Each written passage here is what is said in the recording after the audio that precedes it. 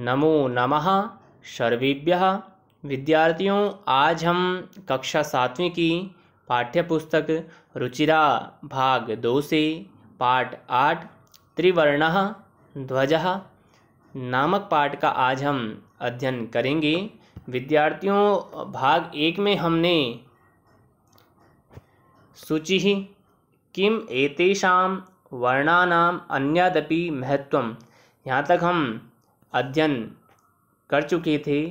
आज के इस भाग में हम इससे आगे के पाठ का अध्ययन करेंगे।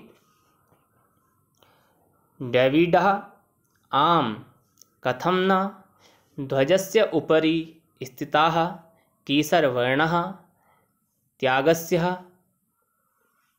उत्साहस्य च सूचकः, मध्ये स्थिताः श्वेतवर्णः सात्विकतायाः शुचितायाः च द्योतकः, अधः स्थितः हरितवर्णः वसुन्धरायाः सुषमायाः उर्वरतायाश्च द्योतकः। डेविड कहता है, कथं न, हाँ क्यों नहीं, ध्वजस्य उपरि स्थिताः, ध्वज यानी कि झंडे के सबसे ऊपर स्थित केसरवर्णः, केसरिया रंग है जो कि त्याग और उत्साह का प्रतीक है। मध्ये स्थिताः श्वेतवर्णः सात्विकतायाः शुचितायाः च द्योतकः, और बीच में स्थित जो सफ़ेद रंग है वह सात्विकता का यानी कि पवित्रता का और सात्विकता और पवित्रता का सूचक है। अधः स्थिताः हरितवर्णाः वसुन्धरायाः सुषमायाः उर्वरतायाश्च द्योतकः, और नीचे स्थित जो हरा रंग है वह पृथ्वी की सुंदरता का और उपजाऊपन का प्रतीक है या सूचक है। तेजिंद्रः, तेजिंदर कहता है, शुचे हे शुचे, ध्वजस्य मध्ये एकं नीलवर्ण चक्रम वर्तते। तेजिंदर शुचि से कहता है, झंडे के बीच में एक नीले रंग का जो चक्र है। शुचि ही आम आम, हाँ हाँ, इदम अशोक चक्रम कथ्यते, यह अशोक चक्र कहलाता है। एतत् प्रगतेः न्यायस्य च प्रवर्तकम, यह चक्र प्रगति का और न्याय का संचालक है। सारनाथे अशोक स्तंभः अस्ति, सारनाथ में अशोक स्तंभ है। तस्मात् एव एतत् गृहीतम्, उसी से, किससे, सारनाथ में जो अशोक चक्र है उसी से यह चक्र लिया गया है।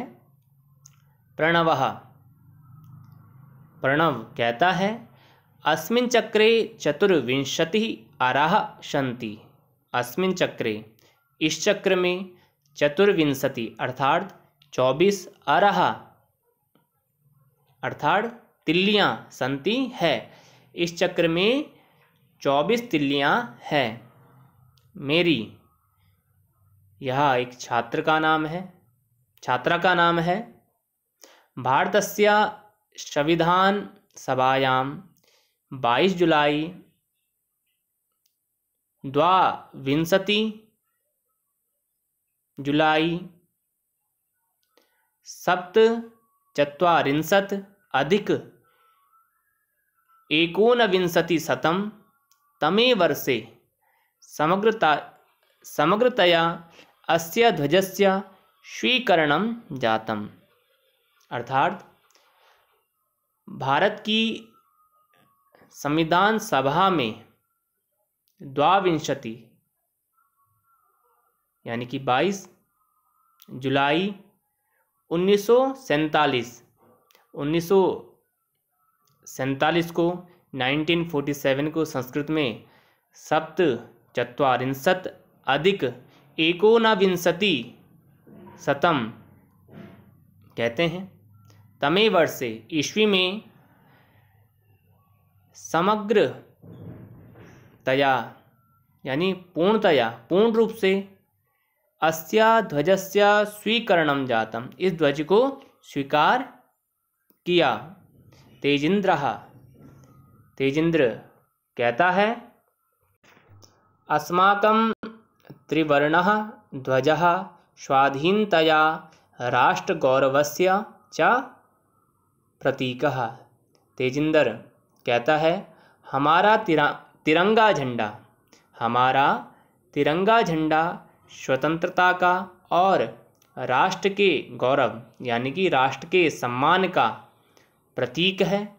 अतः एव स्वतंत्रता दिवसे गणतंत्र दिवसे च अस्य ध्वजस्य उत्तोलनं समारोह पूर्वकं भवति।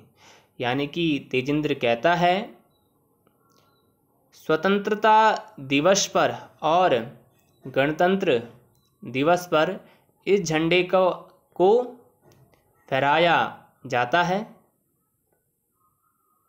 उत्तोलनम अर्थात फहराना, समारोह पूर्वकम भवति समारोह पूर्वक होता है। यानी कि स्वतंत्रता दिवस के दिन और गणतंत्र दिवस के दिन इस झंडे को समारोह पूर्वक फहराया जाता है। जयतु त्रिवर्णः ध्वजः जयतु भारतम, तिरंगे झंडे की जय हो और भारत देश की जय हो। तो विद्यार्थियों, आज हमने आपकी पाठ्य पुस्तक रुचिरा भाग 2 से पाठ 8 त्रिवर्णः ध्वजः नामक पाठ का आज हमने अध्ययन किया।